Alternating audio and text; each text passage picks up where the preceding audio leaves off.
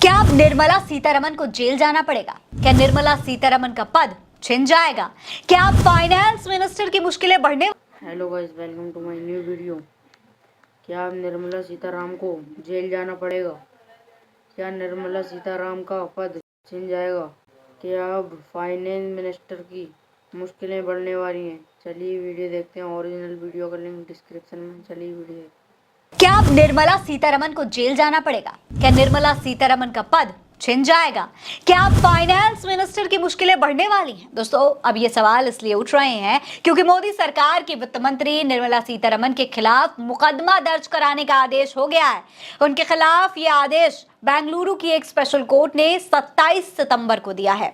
आरोप है कि निर्मला सीतारमण ने इलेक्टोरल बॉन्ड के जरिए लोगों से जबरन वसूली की। जी हां दोस्तों, वही इलेक्टोरल बॉन्ड्स, यानी वही चुनावी चंदा जिसके जरिए चुनावों में राजनीतिक पार्टियां अपना अपना अकाउंट खूब भर रही थी, चुनाव प्रचार के लिए बड़ी बड़ी रैलियां और जनसभाएं कर रही थी, अखबारों के फ्रंट पेज पर विज्ञापन छापे जा रहे थे। इन इलेक्टोरल बॉन्ड्स को लाने वाली कोई और नहीं दोस्तों, बल्कि भारतीय जनता पार्टी ही थी। और सबसे ज्यादा चंदा भी भारतीय जनता पार्टी ने ही बटोरा था, जिसके विरोध में विपक्ष हमेशा रहा, तमाम सवाल उठाए।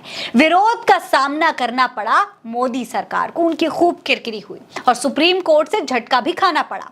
अब चुनावी बॉन्ड की वजह से मोदी सरकार की मुश्किलें बढ़ रही हैं, खासतौर पर निर्मला सीतारमण की। दरअसल दोस्तों, पूरी खबर यह है कि जेएसपी यानी कि जन अधिकार संघर्ष परिषद के आदर्श अय्यर ने बेंगलुरु की अदालत में वित्त मंत्री निर्मला सीतारमण के खिलाफ शिकायत दर्ज कराई थी।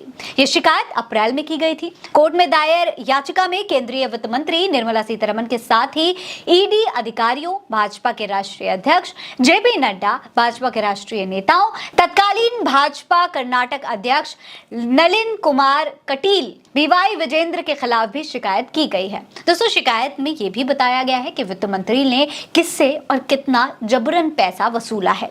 चलिए वो भी आपको जान लेना चाहिए। रिपोर्ट के मुताबिक अप्रैल 2019 से अगस्त 2022 तक बिजनेसमैन अनिल अग्रवाल की फर्म से लगभग 230 करोड़ रुपए और अरबिंदो फार्मेसी से 49 करोड़ रुपए का चुनावी बॉन्ड के जरिए पैसा वसूला गया है। सोचिए दोस्तों, चुनावी बॉन्ड के जरिए ये आंकड़े बता रहे हैं कि महज 3 साल में मोदी सरकार ने कितनी कमाई कर ली है। दोस्तों, इसी पर जेसीपी की तरफ से वित्त मंत्री के खिलाफ कार्रवाई करने के लिए निर्देश देने की मांग की गई थी, जिस पर कोर्ट ने सुनवाई हुई और उनके खिलाफ बेंगलुरु के तिलक नगर पुलिस स्टेशन को एफआईआर दर्ज करने का आदेश भी दे दिया गया। यह आदेश 42वीं एसीएमएस कोर्ट ने जारी किया है और अगली सुनवाई की तारीख अदालत ने 10 अक्टूबर को रखी है। दोस्तों, इस खबर के सामने आने के बाद से ही इस पर सियासत भी तेज हो गई है। कर्नाटक के मुख्यमंत्री सिद्धरमैया ने वित्त मंत्री निर्मला सीतारमण से इस्तीफे की मांग कर ली है। उन्होंने क्या कहा है, चलिए वो भी बता देते हैं। वो कहते हैं कि कर्नाटक भाजपा के नेता सीतारमण के इस्तीफे के लिए कब प्रदर्शन और मार्च करेगी? अगर निष्पक्ष जांच होती है तो पीएम मोदी और कुमारस्वामी को भी इस्तीफा देना चाहिए।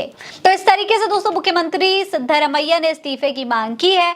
चलिए दोस्तों, अब आप ये भी जान लीजिए कि आखिर ये चुनावी बॉन्ड क्या होता है, जिससे मोदी सरकार की मुश्किलें अब बढ़ने वाली हैं और इसे किसने और क्यों लागू किया, ये भी आपको बताएंगे। बात दरअसल 2017 के बजट के दौरान की है। उस वक्त वित्त मंत्री थे अरुण जेटली। उन्होंने ही चुनावी बॉन्ड स्कीम को पेश किया था और 2 जनवरी 2018 को केंद्र सरकार ने इसे नोटिफाई किया। ये एक तरीके का प्रॉमिसरी नोट होता है, जिसे बैंक नोट भी कहा जाता है। मोदी सरकार का इसके पीछे उद्देश्य राजनीतिक दलों को दिए जाने वाले नगद दान की जगह लेना था। जब अरुण जेटली ने इसे पेश किया था तो उन्होंने दावा किया था कि इससे राजनीतिक पार्टियों को मिलने वाली फंडिंग और चुनाव व्यवस्था में पारदर्शिता आएगी, ब्लैक मनी पर अंकुश लगेगा। दोस्तों, अगर साफ शब्दों में कहें तो चुनावी बॉन्ड के जरिए राजनीतिक दलों को फंड दिया जाता था, लेकिन इसका खुलासा नहीं किया जाता था कि आखिर किसने किसको कितना डोनेट किया, क्योंकि इसे गुप्त रखा गया था। हालांकि दोस्तों, विपक्ष मोदी सरकार के इस चुनावी बॉन्ड स्कीम के खिलाफ शुरू से ही था। शुरुआत से ही विपक्ष इसके खिलाफ अपनी आवाज बुलंद कर रहा था। विपक्ष का कहना था कि चुनावी बॉन्ड खरीदने वालों की पहचान जाहिर नहीं की जा सकती है, इससे ये चुनावों में काले धन के इस्तेमाल का जरिया बन सकता है। आरोप ये भी था कि स्कीम को बड़े कॉर्पोरेट घरानों को ध्यान में रखकर बनाया गया है। इससे ये घराने बिना पहचान उजागर किए जितनी मर्जी उतना दान राजनीतिक पार्टियों को दे सकते हैं और इससे बाद में इनको फायदा भी होगा।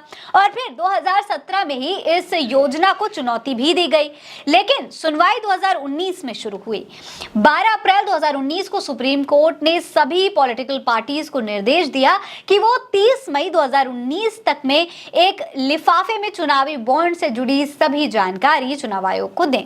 हालांकि तब कोर्ट ने इस योजना पर रोक नहीं लगाई। फिर बाद में दिसंबर 2019 में याचिकाकर्ता एसोसिएशन फॉर डेमोक्रेटिक रिफॉर्म्स ने इस योजना पर रोक लगाने के लिए एक आवेदन दिया। इसमें मीडिया रिपोर्ट्स के हवाले से बताया गया कि किस तरीके से चुनावी बॉन्ड योजना पर चुनाव आयोग और रिजर्व बैंक की चिंताओं को केंद्र सरकार ने दरकिनार किया है।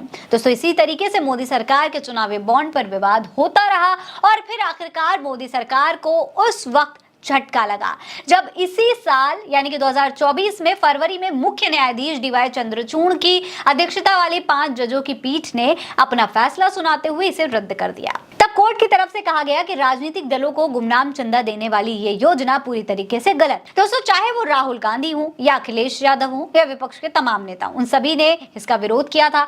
मोदी सरकार पर अडानी और अंबानी से फंड लेने का आरोप भी लगाया था, जिस पर मोदी सरकार ने विपक्ष के आरोप को झूठा भी बताया था। लेकिन सोचिए, चुनावी बॉन्ड में जिस तरीके से डोनेट करने वालों की पहचान छुपाई गई थी, उससे कहां से पता चलेगा कि बीजेपी के अकाउंट में अडानी और अंबानी ने कितना पैसा डाला।